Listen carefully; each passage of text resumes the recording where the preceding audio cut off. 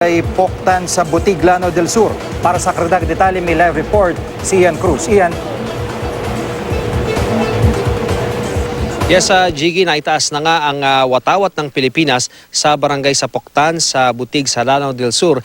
Ito, Jiggy, matapos ngang ideklara na ligtas na ang nakubkob na kampo ng Maute Group sa nasabing bayan. At mula sa bayan ng Butig, ilang kilometro pa ang nilakbay ng mga mamamahayag. Dumaan pa kami sa isang ilog kung saan matatanaw na ang high ground kung nasaan ang tatlong palapag na bahay na nagsisilbing watch tower umano ng Maute Group. Ito pala ang barangay Ragayan na first line of defense ng Maute Group. Nagkabutas-butas ang tower matapos targetin ng mga sundalo. Aminado ang militar, nahirapan sila sa depensang ito kaya may napahamak na ilang tropa nila. Napinsala rin ang katabi ng Ragayan Elementary School sa katabing barangay ng Poktan. Doon na matatagpuan ang main camp ng mga Maute na bago maggabi ng linggo na noong nakubkob ng mga sundalo. Magkatabi ang bahay ng magkapatid na Omar at Abdullah Maute na wasak sa tindi ng tinamong tama ng mga pag-atake. May mga headband ng ISIS pa na nakita sa bahay ni Abdullah. Ilang pampasabog din ang narecover sa lugar. Sa paligid ng Maute compound ay may mga foxhole kung saan daw nagkubli ang mga lumalaban sa tropa ng pamahalaan.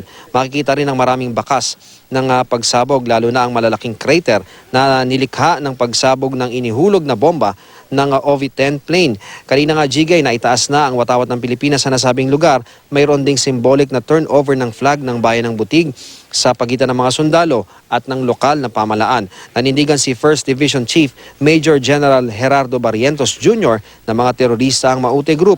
Serya ng karahasan, pagpatay at pagpapasabog raw ang nagawa nila sa Lanao, Marawi at kalapit na probinsya. Naniniwala rin silang hindi humalo ang MILF sa nasabing gulo.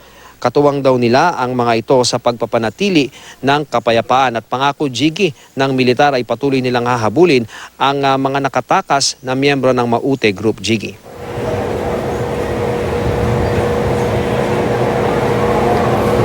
At iyan dito nga sa pagkakadiskubre ng kumbaga mga gamit na may kinalaman sa ISIS, yung parang headband o wristband na ginagamit itong mga Maute Group na ito, ay meron na ba talagang acknowledgement yung AFP na meron ng ISIS sa Pilipinas? Kasi ang sinasabi ng GHQ dito sa Campo Aguinaldo, wala pa. So ano ba talagang pananaw dito ng mga sundalo dyan sa ground?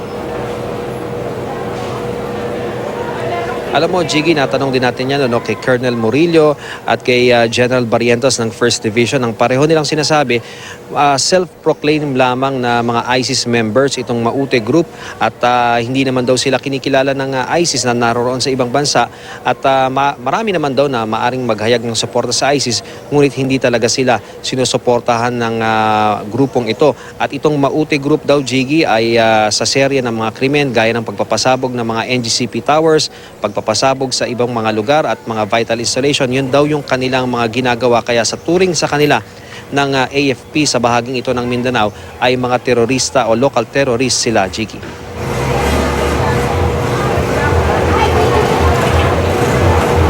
Maraming salamat, Ian Cruz.